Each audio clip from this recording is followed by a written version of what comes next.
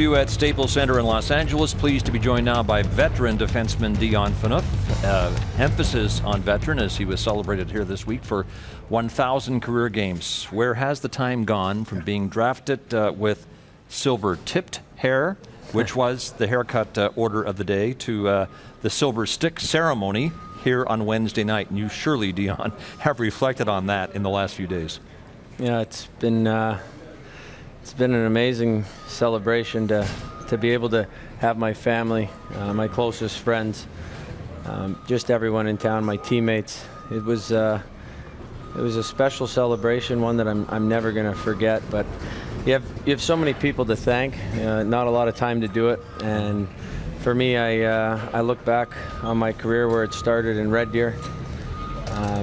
I owe a lot to Brent Sutter and the Red Deer Rebels for teaching me what it took to be a professional. And he used to say that. He used to say, you know, he runs his organization as close as he could to a professional one. And I learned a lot there. And then obviously being drafted by Calgary with his brother, Daryl. Yeah. From one to the other, right? I owe Daryl a lot for my start in the National Hockey League. I think you come into the league, a coach trusts you, he plays you, he gives you the opportunity. And for me, I owe a lot to both of them. And I look back on the games, I look back on the years. I have to thank every organization I played for, Calgary Flames, the Toronto Maple Leafs. That was a special time in my career to go there, to be named captain of an original 6 team. And then I go to Ottawa. I was treated very well there. And as a player, I really enjoyed playing in Ottawa. The Ottawa Senators were really good to me, and we go on that run. So that's something else. And then, getting moved down here, it's been we make the playoffs last year, and we play a really good team in Vegas. But I really like our group. We obviously haven't got off to the start we wanted, but it's really flown by. Yeah. Well, listen, Dion, thanks for joining us tonight because you've answered every question we asked. No, I'm kidding. But you guys sometimes say that I'm short-winded. No, that's joking. perfect. And but we're going to dive more deeply into the details. And I was going to say that you've actually preempted a tweet we got from Joshua Marshall. Maybe you want to get more deeply into this, though. But he wanted to know how playing for the Red Deer Rebels helped you become a pro. And he also said congratulations on a 1,000 career games. I appreciate the congratulations. And I think I look back on Red Deer, and you start in the Western Hockey League. It's a tough league to come into at a young age, and Brent ran a great organization there. The building was full. We always went on some really good runs. We had very good teams, and for me, I learned a lot in junior. I think you learn a lot of qualities in junior that help you be a good professional. And if you learn them at a younger age, you have a better chance of coming in and doing a good job when you start. And that's really what his whole process was, not just on the ice, but off the ice. He wanted you to treat yourself like a professional and be prepared each and every day. Yeah, he did. You look back, these are the things we did in the community. I look back on one of them. I had the opportunity to go with the RCMP to Vancouver for a program on substance abuse with the RCMP, and Brent put that together. He'd send 5 guys every year, and then we'd come back to Red Deer and talk to children in the schools there at a young age. So I learned community involvement. It was very important at a young age there, and I took a lot of things on and off the ice from there that have really helped me get to this point, to be able to play as long as I have. I'm very lucky to do it. So it's not something I took for granted. It's something that I'm very honored to have been able to play this long, and to get recognized and have that ceremony was something special for me. You certainly could see in your first year of pro hockey with the Flames, Dion, that being with Red Deer had paid dividends, because it was often said of you that you were in the league for the first year, but you were playing like a guy who had been there for 10 years. But one of my favorite expressions is, this applies to me, I'm a lot closer to the end of my career than the start. Yeah. And that is now in your lexicon. For sure. How do you feel about that? Well, when I played the game in Nashville, I remember going to the rink, and it was so special because I actually got drafted there, and to come and to be that far down the line and play my 1,000th game there, it was something that it hit me in the morning. The guys really, the video coach Sammy did a good job. He put a little thing together for the guys to watch, and kind of brought back a lot of memories. And then I got back to my hotel room that day to lay down and rest, and really there's a lot of emotions that you go back and you look and you reflect. And for me, I've been very fortunate. Health-wise, the training staff, they take such good care of you. The people that are behind the scenes that don't get recognized, that was one thing that I wanted to thank, all my equipment managers, all my athletic therapists. They keep you going and they keep you healthy. They get you the equipment, and for me, I've been very fortunate to do this as long as I have. When you came into the league with the Calgary Flames, Jarome Iginla was in his prime, I think 9 or 10 years into his career. On the list of people who helped show you the way, where does he fit? He definitely ranks right up there, because I remember Iggy when he came to me in my first year and said, enjoy it, it flies by. I look at the other guys that really helped me when I jumped into the league there.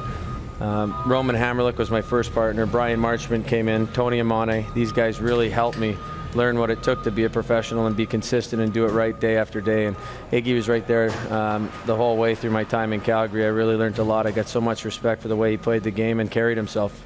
Louis got some intel on Brian Marchment. Yeah, Before we get to that, though, Louis, let's go back to October, from the archives, October 14th, 2014. You and Jarome Iginla at then the Air Canada Centre square off. Here it is. Looks like they're going to go. They're going to go. But wait a minute. No, they're not. So when you look at this, I mean, it really appears as though neither of you really wanted to fight each other. Well, Iggy and me, you did almost take him out there with a big hit in the middle, but you just clipped him, right? He's a competitive player. He's a guy who's done it right for his whole career, and I had him lined up there. I didn't really want to hit a guy that I had so much respect for, but it's part of the game. And then he came over to me, but we talked about that after the game, and he came over. I went and saw him after, and we were both glad that we didn't have to fight each other. Wow. Brian Marchment, Louis. Well, another one of your teammates you mentioned, Brian Marchment, is a good friend of mine. I texted back and forth to kind of get a little bit of dirt on you, but I couldn't get any. One of the things he did say, though, the same thing Scott said, was when you stepped into the league, you were a pro right away. And he said that was the most impressive thing. But then he said to me, ask him if he'll finally admit to putting the dent in the back of the pickup truck. Because he said that's been an ongoing thing for 13 years, that you think it was him and he thinks it was you. Whose truck was it? It was my truck. Mush used to drive with me to the rink. We lived in the same apartment building, and he'd drive some days, I'd drive some days, and for some reason he went through a couple bumpers. He tried to blame me, but I'd come down after he'd borrow my truck. And he's still blaming you. I know, that's okay, but I can't thank him enough for everything he taught me. I'm still great friends with him to this day, and I owe a lot to those guys that really showed me what it took to be a good professional, to be a good teammate, and to be someone that really, has been able to have longevity. So I owe it a lot to my teammates, and they taught me a lot. And not just them. Throughout your whole career, you played, and you need your teammates. You need support, and I've been very fortunate to play with a lot of great teammates. With or without the bumper on your truck. When you were drafted, Dion, I'm sure it never crossed your mind that you could end up playing for 4 different teams, but that's the way it's turned out. I'm wondering if being traded got easier when it happened for the third time last February. I don't think it ever gets easier, because when you go to an organization, you pour everything you got into it. That's the way that I've done it. That's something that I've always took pride in, is no matter where I'm at, where I've played, I try to give everything that I have. I try to really represent the organization the way that they should be. And for me, it doesn't get easier, but I've enjoyed every stop. If you ask me what I've learned something, a lot of things in different stops. But it's been a journey. There's been a few stops along the way, and I'm proud of every one, because I've got to play with a lot of great teammates, got to work for a lot of great managers, ownership, and it's been special. I've got nothing but good things to say about everywhere I've played. Alicia Cuthbert is your wife, accomplished actor. Her career is here in LA. Most people would think when you were told by Ottawa you were being dealt to LA that your initial reaction would have been, thank you, Lord. Now that's not a slight on Ottawa. It just meant to say that you had an opportunity to be together as a family here. Yeah, it's definitely for us. It's worked well in the sense that she works here, I work here. But to be honest with you, we cross paths a lot. She's busy, I'm busy, but it definitely has been special for me to be able to be here. We have a new daughter, Sapphire, right? Yeah. And to be able to be here and spend as much time as I have been able to spend with her, it's been a good fit. So I'm lucky to be here. I love playing in Los Angeles. I owe the Los Angeles Kings a huge thank you for the ceremony that they put on, And just it was first class the way that my family was treated, and it was I thank them very much. Alicia is currently starring in The Ranch, a Netflix series alongside Ashton Kutcher, and she's well known as Kim Bauer, Jack Bauer's daughter in the series 24. I'm sure you've watched every one of those episodes. Here's what I want to know. Yeah. Has she ever explained to you how Jack Bauer was able to save the world every 24 hours without one wink of sleep? I'm not sure. You'd have to ask her that, but you know, I'm proud of the work she's done. I enjoy seeing her, you know, work and be around it. It's something that she puts a lot of time into, and you know, I support her as she supports me. So she's working on The Ranch right now. She's doing well with it, and I'm happy for her. Sapphire is coming up on her first birthday, I think, just before Christmas. Yeah. Early returns on being a father. It's the best thing that's ever happened to me. I've been so lucky to. It's just something that you can't even really put into words. Every day there's a new adventure. Every day there's. It's something so special, and you don't know it till you live it. So before you know it, she'll have you wrapped right here. She already does. Oh, I think she probably does. Yeah. All right, back to Ottawa for a moment, Dion. You had your deepest playoff run there, and came that close to playing for the Stanley Cup, but the run might have ended a lot earlier. It could have been very short were it not for a key goal that you scored in Game 2 of the first round. That shot is blocked. And once again, around the penalty is over, but here's Stone. He turns around twice. Phaneuf shot, score! Dion Phaneuf! Now, I think one of the best things about that goal is that it's got Bob Cole's voice on it. You just took my next line. I was going to say, Bob's my favorite voice in the game. I grew up watching and listening to him, and he's just a legend. And for him to be able to call that goal, that's something. I just heard it. I got goosebumps. So for me, it's a big goal in my career. Something that. Well, the goal itself. When you think about it. If you lose that game, you're down 2-0 in the first round, and it shapes up as a very short round. As it turned out, you go all the way to the conference final, double overtime, that close to playing for the Stanley Cup. Where does that goal fit on your career accomplishments? I think that one, for me, was the biggest goal that I've scored personally. To score an overtime winner in the playoffs is the energy in the building. It's just something that's tough to put to words. One that you could see the excitement I had there, and I still share that now. So that was a special run. One that when you get that close, it hurts that much more. But that team that we had there was, for me, one that I look back on. I'm very, very proud to be a part of it. Very lucky to be a part of it. And you know, we were the team that no one gave a chance. You know, we get to the first round, they said, "Oh, we're not going to make it past that." We get to the second, and then, you know, we take Pittsburgh right to Game 7, double overtime. It was a great series, and you get that close, it hurts. And you became friends in Ottawa with Chris Neal, Louis. One of the guys that when you were a Toronto Maple Leaf battled with each and every game you guys played. So, I mean, we've got some video here of you guys going at it and just jawing and sticking. And, you know, these were real intense battles. What was it like for you, a real physical guy, when you walked in that locker room and finally were a teammate of a guy that you battled so many nights? I got a funny story about Nealer. We obviously had these physical battles, and he'd chase me, I'd chase him, and I just have so much respect after I've played with him. He was a tough guy, wasn't he? It's not that he was a tough guy. He was a great teammate. He stuck up for his teammate. He played hard. He played the game the right way, I felt, and played 1,000 games with one organization. I think that says enough about him, but I won't take too long. Try to tell this as quick as I can. So I get traded to Ottawa, coming from Toronto, another rival, and I'm thinking, as I'm flying there to meet the team in Detroit, wow, this is going to be a little bit awkward. I always have to go around when I get to a new team and say sorry for that cross check or sorry for that slash. So I go down early to get to the rink early, and the first guy I see in the restaurant, there's not one other person, but it's Nealer. So I go over, I sit with him, and we had a great breakfast, shook his hand, and we kind of put everything in the past. But I got a lot of respect for the way he played the game. He was a great teammate, and he had a great career. While we're on the topic of Ottawa, I expect you might like to say a few words about Mike Foley. For 26 years, an equipment assistant with the Senators, and he passed away last week at age 61, having lost his battle with cancer. Foles is a guy that really helped me when I was there. I had a close relationship with him, and may he rest in peace. It's something that's extremely sad. He was an incredible person. He was a guy who was at the rink early. He did so much behind the scenes, and he's going to be dearly missed, but someone that I had a lot of respect for, and it's very sad that he's gone. All right, a tweet from Coach Rex at Tucker Hockey. For the first few years of your career, you were known for your offensive game, and now your game has morphed into more of a commitment to defense. What specifics have you worked on to still play the game at such a high level?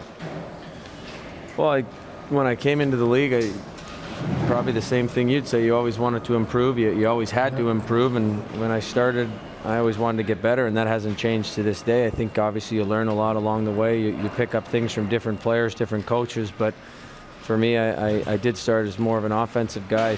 I still feel I have that offensive side, and obviously this year hasn't been one that has worked in my favor that way, but you just keep working. You keep trying to do your job the best you can. That's the way I was taught. Keep your head down, you keep working at it, and good things will come. When you came into the league, Dion, you wasted no time in establishing yourself as one of the game's most feared open ice hitters.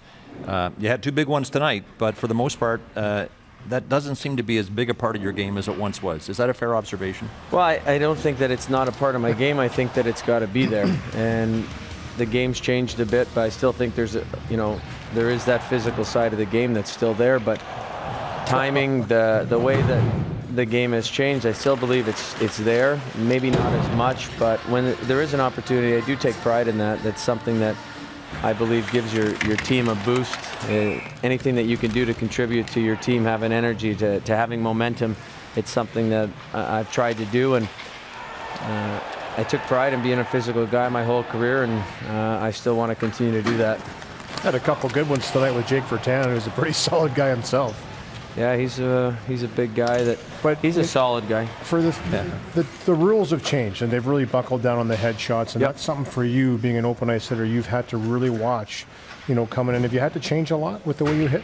I've tried to hit as clean as possible my whole way, and we want to play within the rules, but you want to play as hard as you can within the rules. So they still have hitting, and until they take that out, I think I should still keep doing it. You and Alicia, and now Sapphire, use the beauty and the serenity of Prince Edward Island to decompress. We've got some pictures here from a Sportsnet feature that was shot, I think, the summer before last, and your setup on PEI is absolutely stunning. It's beautiful.